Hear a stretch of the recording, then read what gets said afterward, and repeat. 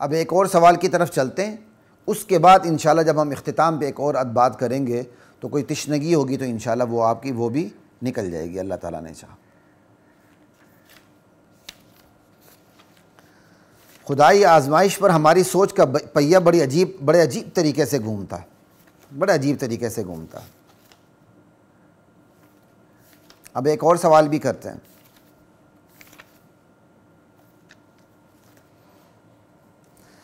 کہتے ہیں جی یہ جو آزمائشیں ہوتی ہیں، یہ عذاب آتا ہے، یہ زلزلے آتے ہیں، یہ سیلاب آتے ہیں، ان آزمائشوں کا عذاب و ثواب سے کیا تعلق ہے؟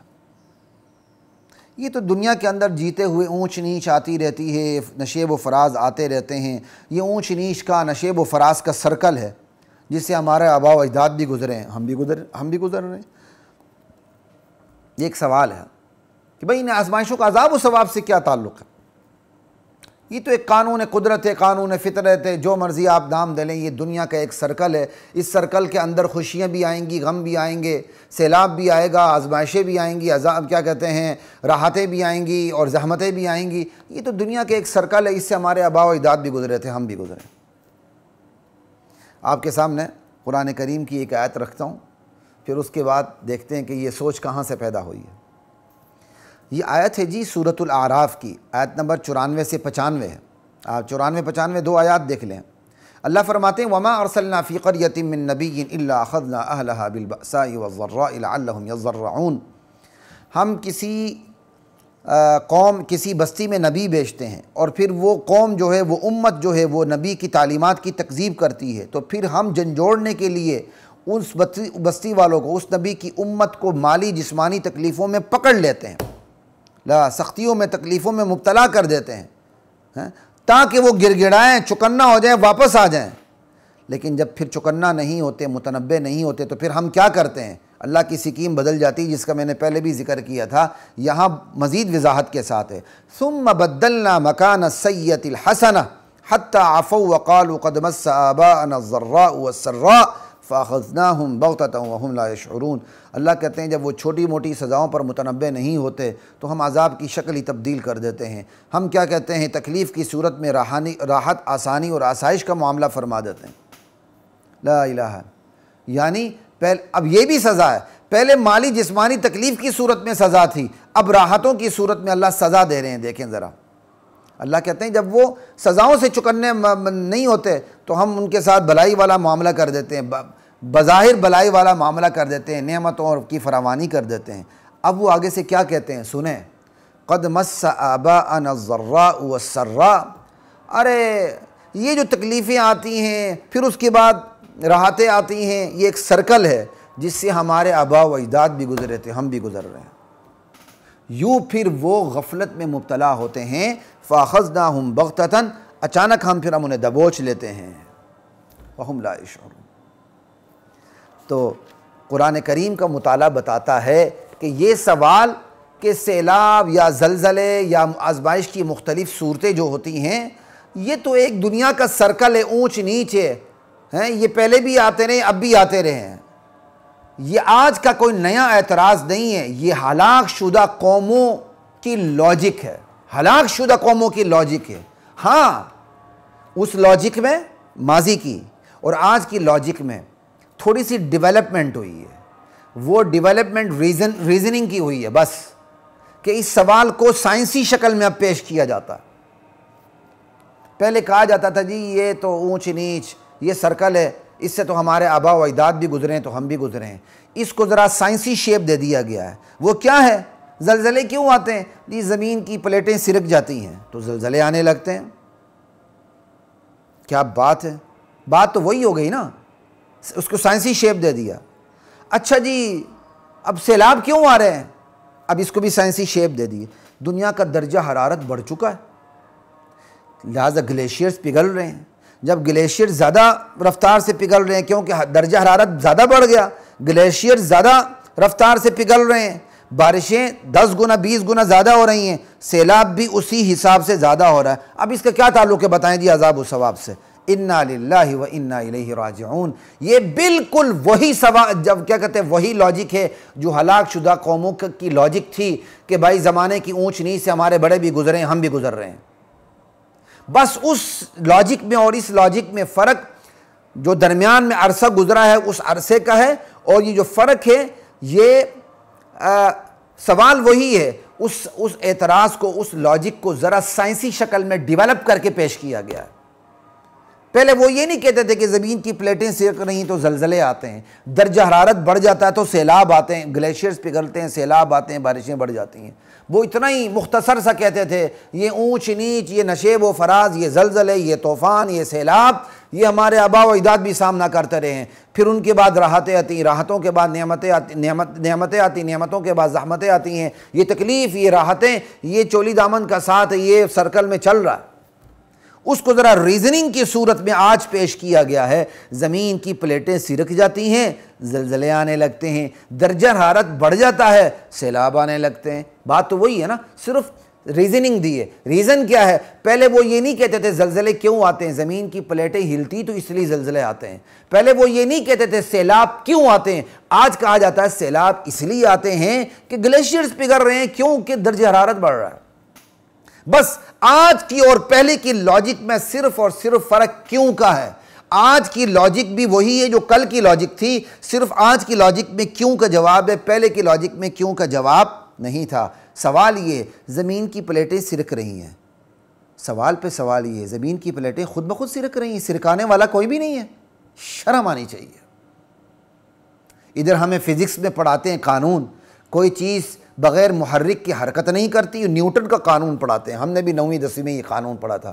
کوئی چیز بغیر محرک کی حرکت نہیں کرتی، اور کوئی چیز بغیر کیا کہتے ہیں وہ ساکن کر دینے کے، کوئی ساکن کرنے والی قوت نہ ہو تو وہ ساکن نہیں ہوتی۔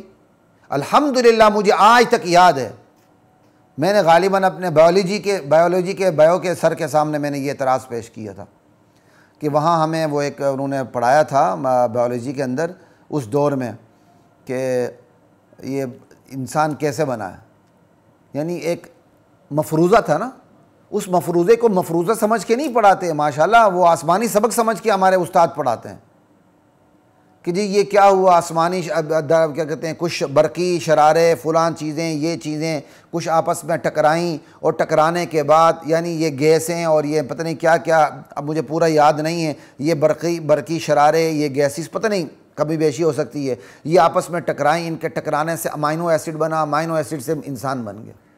میں نے سر سے، مجھے آج تک یاد ہے الحمدللہ غالباً، کہ میں کہا سر یہ امائنو ایسڈ خود بخود بن گیا، یہ گیسز، یہ جو بھی ہیں برقی شرارے، یہ جتنی بھی چیزیں یہ خود بخود آپس میں ٹکرا گئیں، یہ خود بخود بن گئیں، پھر ان سے خود بخود امائنو ایسڈ بنا، پھر امائنو ایسڈ سے خود بخود انسان بنا۔ جبکہ ہمیں دوسری طرف فزکس میں آپ پڑھاتے ہیں کوئی چیز بغیر محرک کے جو حرکت دینے والا نہ ہو تو کوئی چیز حرکت نہیں کرتی، کوئی چیز روکنے والی نہ ہو تو کوئی چیز ساکن نہیں ہوتی۔ اور وہاں ابھی تک مجھے بات یاد ہے کہ ہمیں مثال دی گئی تھی، آپ ایک گیند کو حرکت دیتے ہیں تو جب تک اسے روکنے والی قوت نہیں ہوگی وہ نہیں رکے گا۔ وہ حرکت اس لیے کر رہا ہے کہ آپ نے اس کو حرکت دی، اب وہ نہیں رکے گا، وہ رکے گا اس لیے کوئی ساکن کرنے والی چیز ہے، زمین کی رگڑ ہے، ہوا کا دباؤ ہے، مختلف چیزیں، وہ جا کے رک جاتا ہے۔ ایک طرف ہمیں پڑھاتے ہیں کہ کوئی چیز بغیر کوئی ہلایا نہیں تو ہلتی نہیں، بغیر حرکت کی حرکت نہیں کرتی، بغیر ساکن کر دینے کے ساکن نہیں ہوتی۔ ایک طرف کہتے ہیں یہ خود بخود ساری چیزیں مل کے امائنو ایسڈ بن گیا، خود بخود انسان بن گیا، اور ایک طرف ابھی یہ بتاتے ہیں زمین کی پلیٹیں سرک گئیں، زلزلہ آ گیا۔ ارے احمق انسان، زمین کی پلیٹیں سرک گئیں، خود بخود سرک گئیں، سرکانے والا کوئی نہیں ہے اس کے پیچھے، وہ سرکانے والا اللہ ہے، اور اللہ کا کوئی کام حکمت اور وزڈم سے خالی نہیں ہوتا، ریزننگ سے خالی نہیں ہوتا۔ وہ الگ بات ہے ہمیں ریزن معلوم ہو یا نہ ہو، لا الہ الا اللہ۔ اور پھر کہتے ہیں جی درجہ حرارت میں اچھا درجہ حرارت میں اضافہ ہو رہا ہے، یہ درجہ حرارت میں اضافہ خود بخود ہو رہا ہے، یہ خود بخود ہی ہو رہا ہے۔ آپ کہیں گے نہیں جی یہ عالمی قوتوں کی سازش، یہ جو بڑے بڑے مشتنڈے ممالک ہیں اس دنیا کی گلی کے، جو بڑے بڑے کنٹوٹے ہیں انہوں نے درجہ حرارت بڑھایا ہوا ہے۔ تو سوال یہ ہے اس درجہ حرارت بڑھانا غیر معمولی طور پر، یہ تو اچھا کام نہیں تھا، یہ اچھا کام انہیں اچھا کام کیسے لگا، یہ برا کام انہیں خوشنما کیسے لگا، اس کے پیچھے کوئی ریزن نہیں ہے۔ یہ نادانیاں ہم جیسے انسانوں کو اچھی کیسے لگیں؟ اللہ اکبر۔ پھر نادانی بڑے ممالک کر رہے ہیں، شکار ہم چھوٹے ممالک ہو رہے ہیں۔ وہ ظالم ہم مظلوم یہ کیسے بنے؟ ہم مظلوم مفت میں بن گئے، وہ ظالم مفت میں بن گئے۔ ان سب کے پس منظر میں آپ کو کوئی خدا کا تکوینی قانون نظر نہیں آتا؟ ہمیں سب کچھ دکھتا ہے، بدقسمتی یہ ہے کہ ہمیں پھر اللہ نہیں دکھتا، ہمیں اللہ نظر نہیں آتا۔ اللہ سے پہلے ہمیں سب کچھ نظر آ رہا ہوتا ہے، جہاں اللہ دکھنا چاہیے وہاں ہمیں اللہ نہیں دکھتا۔ زمین کی پلیٹیں سرک رہی، یہ دکھتا ہے، سرکانے والا نہیں دکھتا۔ درجہ حرارت بڑھ رہا ہے، یہ دکھتا ہے، درجہ حرارت بڑھانے والا نہیں دکھتا۔ زیادہ تر وہ بشٹنڈے جو گلی کے کن ٹوٹے ہیں، کائنات کی گلی کے چند ممالک، وہ دکھتے ہیں۔ ان کے دماغ میں یہ بات کس نے ڈالی؟ ان کو یہ برا کام اچھا کیسے لگا؟ یہ ہمیں نہیں دکھتا۔ وہ مظلوم، ہم مظلوم کیسے بنے، وہ ظالم کیسے بنے، اس جیسے اور بہت سے سوالات ہیں، اس پہ ہماری نظر نہیں جاتی۔ سمجھ آئی؟ ہمیں سب کچھ دکھتا ہے لیکن اللہ نہیں دکھتا، کیونکہ ہم علت و معلول، ہم ریزننگ کے چکر میں چکرا چکے ہیں، ہم علت و معلول کے چکر میں چکرا چکے ہیں۔ جناب یہ یاد رکھیے، کائنات میں صرف فزیکل لا کار فرما نہیں ہے، کائنات میں صرف فزیکل لا کی حکمرانی نہیں ہے، یہاں قانون آزمائش بھی ہے، یہاں قانون اخلاق بھی ہے، یہاں قانون مہلت بھی ہے، یہاں قانون مکافات عمل بھی ہے، یہاں قانون رحمت بھی ہے، یہاں قانون زحمت بھی ہے، یہاں قانون حکمت بھی ہے۔ یہ دنیا اندھیر نگری نہیں، یہاں نہ کوئی حسن اتفاق ہے، نہیں یہاں کوئی سوء اتفاق ہے۔ یہ اتفاقات کی دنیا نہیں کہ خود بخود اتفاق سے کوئی چیز ہو جائے۔ یہاں جو کچھ ہو رہا ہے اور جو کچھ نہیں ہو رہا وہ بنانے والی کی مرضی سے ہو رہا ہے، بنانے والی کی مرضی سے نہیں ہو رہا ہے۔ جو ہو رہا ہے منصوبہ ساز کی مرضی سے ہو رہا ہے، جو نہیں ہو رہا وہ منصوبہ ساز کی مرضی سے نہیں ہو رہا۔ خدا کے ہاں صرف تکوینی قانون نہیں، تشریعی قانون بھی ہے۔ یہاں تشریعی قانون تکوینی قانون میں دکھنے لگتا ہے 10 گنا زیادہ بارش، 10 گنا زیادہ سیلاب کے تکوینی قانون میں آزمائش کے تشریعی قوانین بھی دکھنے لگتے ہیں۔ قانون قدرت صرف تکوینیات کا نام نہیں، سمجھ آئی؟ صرف قانون فطرت کا نام نہیں، علت و معلول کا نام نہیں، قانون آزمائش بھی قانون قدرت ہے، قانون اخلاق، قانون مہلت، قانون مکافات عمل، یہ بھی قدیر ذات کے بنائے ہوئے قانون قدرت ہیں جناب۔ لا الہ الا اللہ۔ ہماری بدقسمتی دیکھیں، ہماری بدقسمتی دیکھیں، آزمائشیں آتی ہیں تو ہم 2 بڑی غلطیاں کرتے ہیں۔ جب آزمائشیں آتی ہیں تو ہم 2 بڑی غلطیاں کرتے ہیں۔ ایک یہ غلطی کرتے ہیں کہ ہم جو سائنسی توجیہات پیش کی جاتی ہیں نا اس پہ جا کے رک جاتے ہیں۔ کوئی آزمائش آ گئی، کوئی سیلاب آ گیا، کوئی زلزلہ آ گیا، تو اس کی جو سائنسی ریزننگ دی جاتی ہے ہم اس پہ جا کے رک جاتے ہیں۔ جو خدائی توجیہات ہوتے ہیں، جو خدا نے ریزننگ دی، اس تک نہیں پہنچتے، یعنی ہمارا سفر ادھورا ہوتا ہے۔ صرف سائنس کی ریزن تک رکتے ہیں، خود انسانی علم تک رکتے ہیں، جبکہ انسان کا جو ممکنہ علم ہے وہ یقینی نہیں ہے۔ انسان جو سائنسی توجیہات پیش کر سکتا ہے وہ صحیح بھی ہو سکتی ہیں، غلط بھی ہو سکتی ہیں، وہی کی طرح یقینی علم تو نہیں ہے۔ یعنی جو غیر یقینی علم ہے وہاں تک ہمارا سفر ختم ہو جاتا ہے، اور جو یقینی علم ہے کہ آزمائشوں کی جو توجیہات اللہ پیش کرتے ہیں اس طرف ہم جاتے ہی نہیں ہیں۔ اول تو ہم جاتے ہی نہیں ہیں، پہلی غلطی یہ کرتے ہیں۔ اب دوسری غلطی کی طرف آئیے، ہم میں سے جو سائنسی ریزننگ پہ بھی جاتا ہے اور ان آزمائشوں کی خدائی حکمتوں اور توجیہات کو بھی تلاش کرنے لگتا ہے کہ خدا نے ان آزمائشوں کی کیا توجیہات پیش کی ہیں، کیا حکمتیں پیش کی ہیں، کیا علتیں پیش کی ہیں۔ اگر ہم میں سے ایک طبقہ وہاں پہنچتا بھی ہے تو اب ایک طرف انسان کی ریزننگ ہوئی، توجیہات ہوئیں، اور دوسری طرف خدا نے جو ریزن پیش کی ہے، خدا نے کی جو وزڈم ہے، خدا نے جو توجیہات پیش کی ہیں وہ ہوئیں۔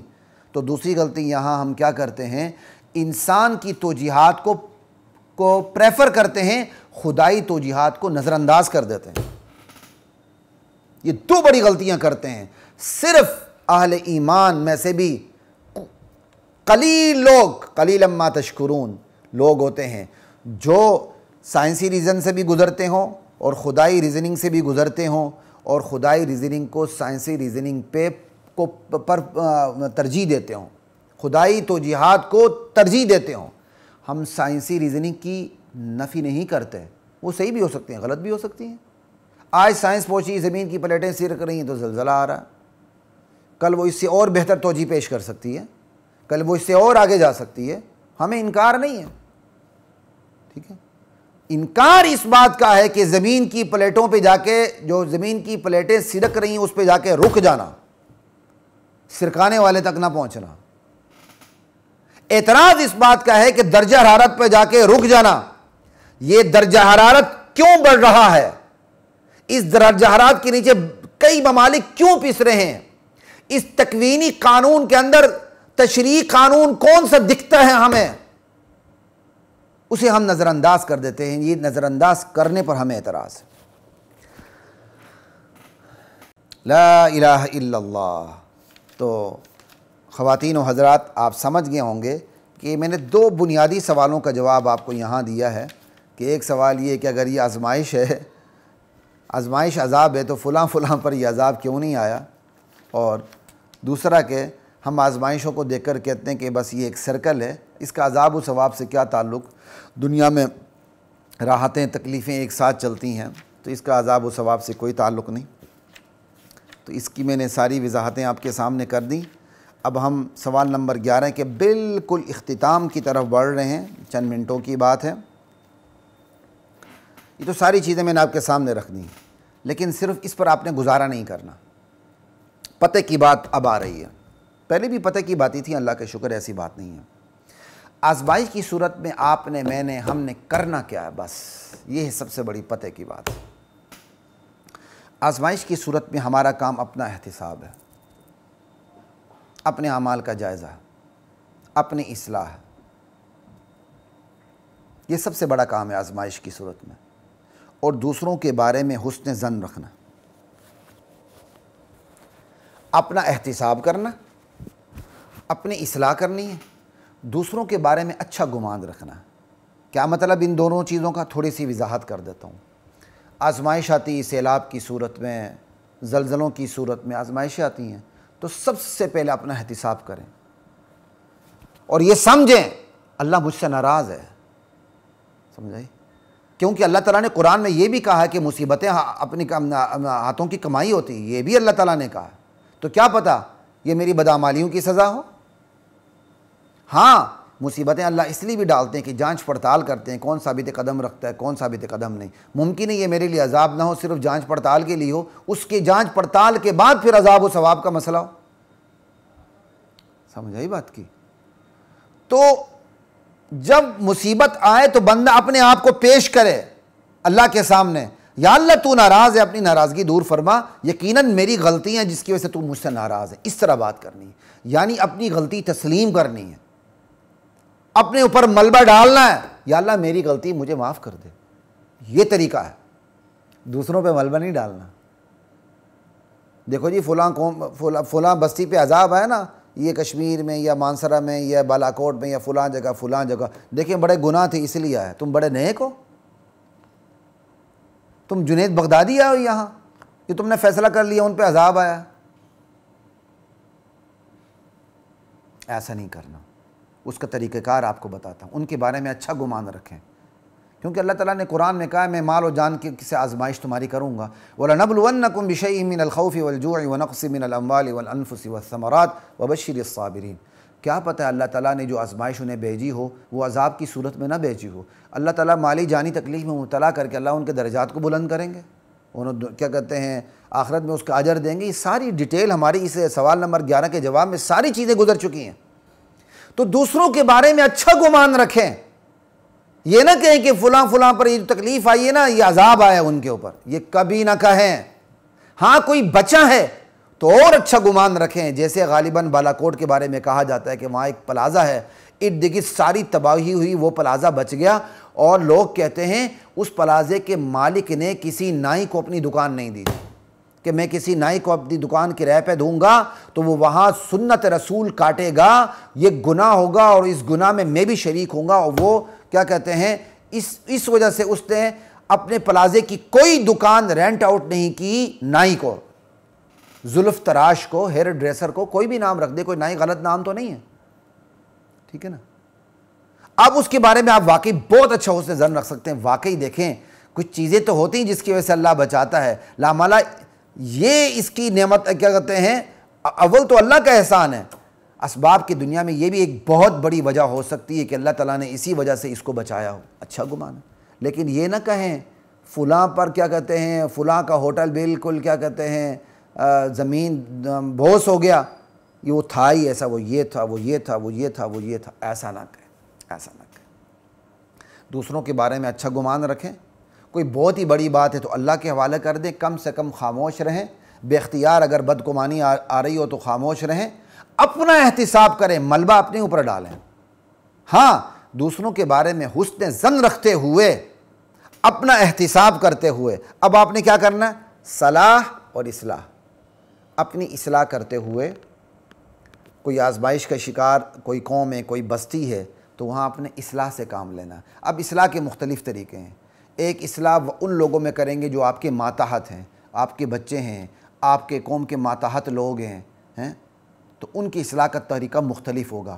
آپ زجر و توبیخ سے بھی کام لے سکتے ہیں، ڈانٹ ڈپٹ سے بھی کام لے سکتے ہیں، جیسے الزام المخاطب بما لا یلتزم کے قبیل۔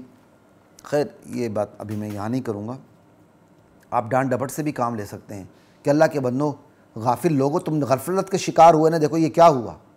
تو جو آپ کے بہت ہی اپنے ہوں ان پر زیادہ بندہ تھوڑا سا برس سکتا ہے، ان پر مان ہوتا ہے، جیسے ہمارے تبلیغی حضرات کرتے ہیں نا، جو نئے نئے ہوتے ہیں ان کے سامنے مونگ پھلی اور چنے تھے، دودھ پتی تھے، سب کچھ رکھتے ہیں، وہی پرانے ہوتے ہیں تو بیت الخلاؤں پر ڈنڈا ہاتھ لے کر ان کو ہاتھ کھڑا کر دیتے ہیں، اب تم پرانے ہو چکے ہو کام کرو۔ طریقہ یہ ہوتا ہے، اپنوں کو پکڑا جاتا ہے تو اپنوں کو پکڑیں، گرفت کریں اور عوام الناس کے اندر عمومی اصلاح سے کام لیں۔ اچھا گمان رکھتے ہوئے آزمائشیں کیوں آتی ہیں، تکلیفیں کیوں آتی ہیں، تمام صورتیں رکھیں کہ آزمائشیں اس لیے بھی آتی ہیں کہ گناہوں کی سزا ہوا کرتی ہیں۔ اے بستی والو گناہ چھوڑ دو، ہاں کسی پر فرد جرم عائد کرنے کا آپ کو اللہ تعالیٰ نے اختیار نہیں دیا، لیکن یہ ضرور بتائیں کہ یہ چیزیں، یہ زلزلے اس لیے بھی آتے ہیں، یہ طوفان اس لیے بھی آتے ہیں، یہ سیلاب اس لیے بھی آتے ہیں کہ خدا بدکاریوں کی سزا دیتے ہیں۔ اس طرح بات کریں، کسی پر فرد جرم عائد نہ کریں، یہ طریقہ کار ہے۔ اپنا احتساب کرنا، دوسروں کی اصلاح کرنی ہے، اور اصلاح کرتے ہوئے دوسروں کے بارے میں اچھا گمان رکھنا ہے، اور آزمائشوں کی جو عمومی وجوہات ہوتی ہیں وہ قوم کے سامنے عمومی وجوہات رکھنی ہیں۔ یہ طریقہ کار ہمیں اپنانا ہوگا۔ ہماری بہت بڑی تعداد اس طریقہ کار کو نہیں اپناتی۔ اور آخری باتوں میں سے پتہ کی بات یاد رکھیں، آزمائش سدھار دیتی یا بگاڑ دیتی، ایک کام ضرور کرتی ہے۔ آزمائش، پھر سنیں، آزمائش سدھار دیتی ہے یا بگاڑ دیتی ہے، ایک کام ضرور کرتی ہے۔ اللہ اکبر! بھائی سدھارے گی کب، بگاڑے گی کب؟ اس کا انحصار ہمارے رد عمل پر ہے۔ جب آزمائش آتی تو ہم رد عمل کیا دیتے ہیں، ہم اس کا انحصار ہمارے رویے پر ہے کہ جب ہم آزمائش کا شکار ہو جائے تو ہم رویے کیا پیش کرتے ہیں۔ اگر ہم نے آزمائش کے بالمقابل صبر کا، شکر کا اور اللہ کی طرف متوجہ ہونے کا رویہ اختیار کر لیا تو یہ آزمائش ہمیں سدھار دے گی، پکی بات ہے۔ اور اگر ہم نے آزمائش کے بالمقابل، آزمائش آئی اور رد عمل میں ہم نے بے صبری دکھائی، ناشکری دکھائی، اللہ کی طرف متوجہ ہونے کی بجائے اللہ کی بے اختیار مخلوق کے پاس جا کے سجدہ ریز ہو گئے، مزارات پہ جا کے اپنے سر کو کیا کہتے ہیں سجدے میں ڈالا اس کے سامنے، پکی بات ہے یہ آزمائش بگاڑ کے رکھ دے گی۔ میرے ایک ساتھی یہ کشمیر کے فوت ہو گئے، اللہ انہیں جنت نصیب کرے، اللہ ان کی قبر کو جنت کے باغوں میں سے اعلیٰ ترین باغ بنائے، جنت الفردوس بنائے۔ نوجوان لڑکا، نوجوان، یہ ہائی کورٹ میں غالباً ایک اٹارنی جنرل تھے، بعد میں خیر وہ جج بنے اور چیف جسٹس بن کے ریٹائر ہوئے، وہ ان کے ساتھ ہوا کرتے تھے۔ بیمار ہوئے، کشمیر واپس چلے گئے، مجھ سے رابطے میں تھے۔ مرنے سے پہلے کچھ ہفتے پہلے یا چند دن پہلے ان کا مجھے فون آیا اور بڑی غمگین آواز میں کہا، حضرت میں بہت بیمار ہوں، لیکن مجھے کہتے ہیں میرے گرد و پیش کے لوگ، فلاں مزار پہ چلے جاؤ، وہاں جا کے تم دعا کرو تو تم ٹھیک ہو جاؤ گے۔ مجھے مرنا قبول ہے، لیکن مجھے یہ شرک، یہ بدعت مجھے قبول نہیں ہے، میں نے یہ کام نہیں کرنا۔ میں نے بھی اسے حوصلہ دیا، اعظم تم نے یہ کام بالکل بھی نہیں کرنا، تم نے یہ کام بالکل بھی نہیں کرنا۔ بس چند دنوں بعد اس کے بھائی کی خبر آ گئی کہ وہ فوت ہو چکا ہے۔ میں کہا یا اللہ تیرا شکر کہ الحمدللہ اس کی ایمان پہ موت آئی، ہمارا پورا یقین ہے انشاءاللہ، ظن غالب ہے کہ حسن ظن ہے کہ اس کی ایمان پر موت آئی۔ یعنی آخری وقت میں شیطان نے یہ بھی حملہ کیا کہ فلاں مزار پہ چلے جاؤ تم ٹھیک ہو جائے گا۔ جیسے ہمارے بہت سے صوفی نہیں کہتے ہیں فلاں حضرت کا مزار فلاں دعا کی تریاق ہے، تمہاری اس بات کے اوپر شرم آنی چاہیے بات کرتے ہوئے، فلاں حضرت کا مزار فلاں دعا کے لیے تریاق ہے، شرم آنی چاہیے اللہ کے بندوں کا عقیدہ بگاڑتے ہوئے۔ لا الہ الا اللہ۔ تو یہ بات یاد رکھیے حضرات محترم، ایک بات پکی ہے، آزمائش بگاڑ دیتی ہے یا سدھار دیتی ہے، اس کے انحصار ہمارے رویے پر ہے۔ آزمائش کے مقابلے میں ہم نے صبر شکر توجہ اللہ کا رویہ اختیار کیا، یہ ہمیں سدھار دے گی۔ بے صبری ناشکری اور اللہ کے علاوہ کسی اور کی طرف متوجہ ہونے کا راستہ اختیار کیا تو یہی آزمائش ہمیں بگاڑ کے رکھ دے گی۔ لا الہ الا اللہ۔ اور آخری بات یہ ہے، آزمائش کو صرف محض علت و معلول کی ریزننگ کی چکر میں نہ دیکھیں، آزمائش کو تکوینی قانون پلس تشریعی قانون، تشریعی قانون جو شریعت کا قانون ہے، تکوینی قانون جو شریعت کے علاوہ جو کن فیکون کا قانون ہے، یہ بارش، یہ بادل برستے ہیں، یہ بجلی کڑکتی ہے، یہ فضا بنتی ہے، یہ سارا کچھ جو ہے یہ کن فیکون ہے، سمجھ، شریعت کے علاوہ جو چیزیں ہیں۔ تو آزمائش کو تشریعی اور پلس تکوینی قانون کی روشنی میں دیکھیں، محض سائنسی توجیہات میں الجھ کے نہ رہ جائیں ورنہ ایمان ڈاوا ڈول ہو جائے گا۔ اللہ کی ذات مجھے اور آپ کو ہر آزمائش سے بچائے، ہر آزمائش سے بچائے۔ اللہ بغیر آزمائش کے ہمیں پاس کر دے، ہم آزمائش کے قابل نہیں۔ اللہ نبیوں والا کام جو دعوت دین کا کام ہے اللہ مجھ سے بھی لے، آپ سے بھی لے، ہر ایک سے لے، لیکن اس میں اللہ تعالی ہمیں آزمائش سے بچائے۔ اپنے میزبان خلیق الرحمان کو اجازت دیجیے۔ السلام علیکم ورحمۃ اللہ وبرکاتہ۔ وَلَقَدْ أَنزَلْنَا